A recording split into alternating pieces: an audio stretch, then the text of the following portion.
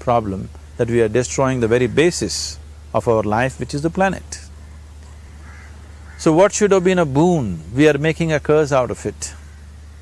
What has brought incredible levels of comfort and convenience to us in the last 100 years or so has also become a threat to our life simply because we are not conscious action, we are in a compulsive state of action.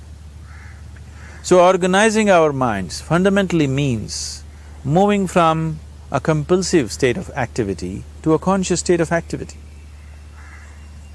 You might have heard of people for whom they asked for something and beyond all expectations it came true for them. Generally this happens to people who are in faith.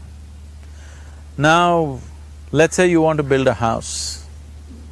If you start thinking, oh, I want to build a house. To build a house I need 50 lakhs, but I have only 50 rupees in my pocket.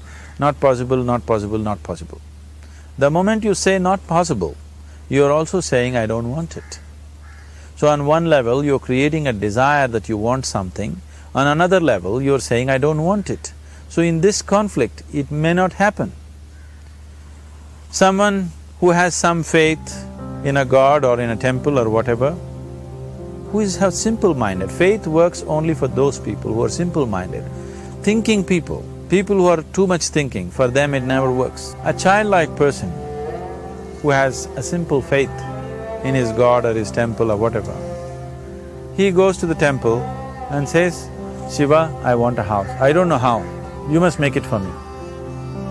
Now in his mind there are no negative thoughts. Will it happen? Will it not happen? Is it possible? Is it not possible? These things are completely removed by this simple act of faith. Now he believes Shiva will do it for him and it will happen. So is Shiva going to come and build your house? No, I want you to understand, God will not lift his little finger for you. What you refer to as God is the source of creation. As a creator, he has done a phenomenal job, there's no question about it. Could you think of a better creation than this? Is it in anybody's imagination to think anything better than what is there right now? So as a creator, he has done his job wonderfully well.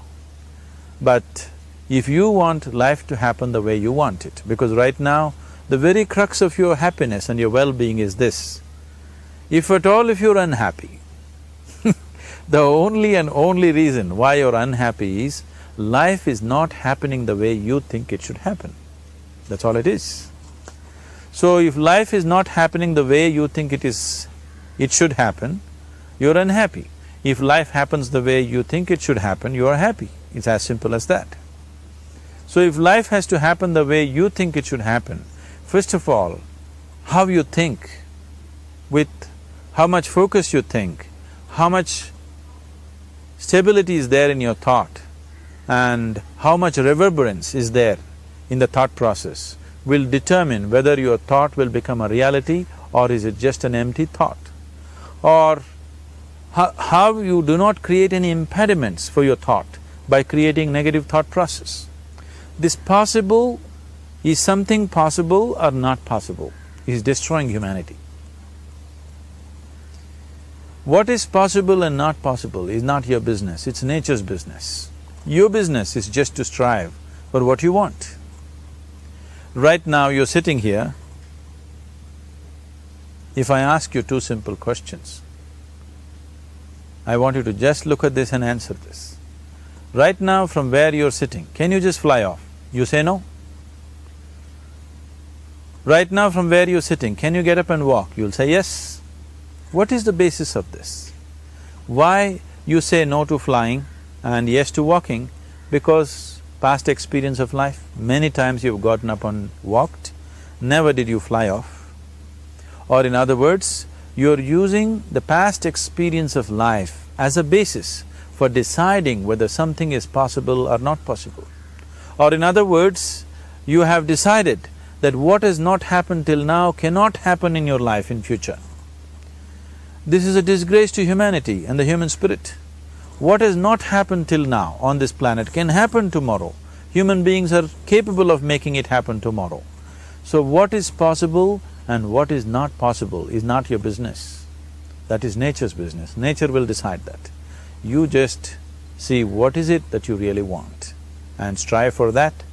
And if your thought is created in a powerful way, without any negativity, without any negative thoughts bringing down the intensity of the thought process, the first and foremost thing is you must be clear what is it that you really want. If you do not know what you want, the question of creating it doesn't arise. If you look at what you really want, what every human being wants is, he wants to live joyfully, he wants to live peacefully. In terms of its relationships, he wants it to be loving and affectionate. Or in other words, all that any human being is seeking for is pleasantness within himself, pleasantness around him. This pleasantness, if it happens in our body, we call this health and pleasure. If it happens in our mind, we call this peace and joy. If it happens in our emotion, we call this love and compassion. If it happens in our energy, we call this blissfulness and ecstasy. This is all that a human being is looking for. Whether he is going to his office to work, he wants to make money, build a career, build a family, he sits in the bar, sits in the temple, he is still looking for the same thing. Pleasantness within, pleasantness around. If this is what we want to create, I think it's time we addressed it directly and commit ourselves to creating it. So you want to create yourself as a peaceful human being, joyful human being, loving human being, a pleasant human being on all levels. And do you also want a world like this? A peaceful world, a loving world, a joyful world? No, I want greenery, I want food. When we say a joyful world, that means everything that you want has happened. So this is all that you're looking for. So all that you need to do is commit yourself to creating it, to create a peaceful, joyful and loving world, both for yourself and everybody around you.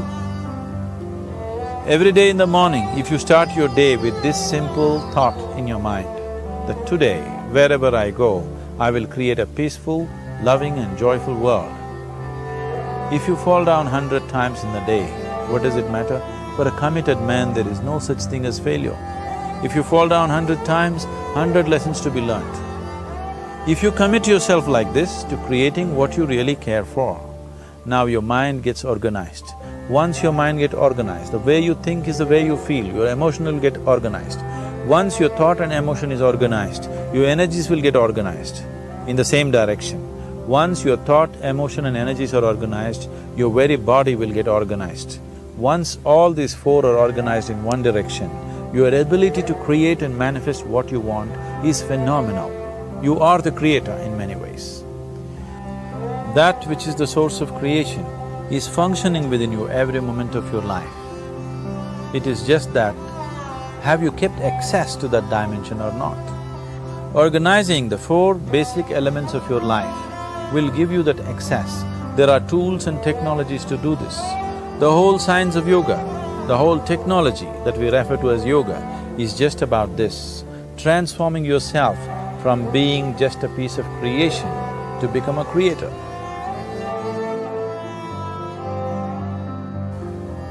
It is my wish and my blessing that every human being in this world should have this access to the source of creation within himself, so that he can function here as a creator, not just as a piece of creation.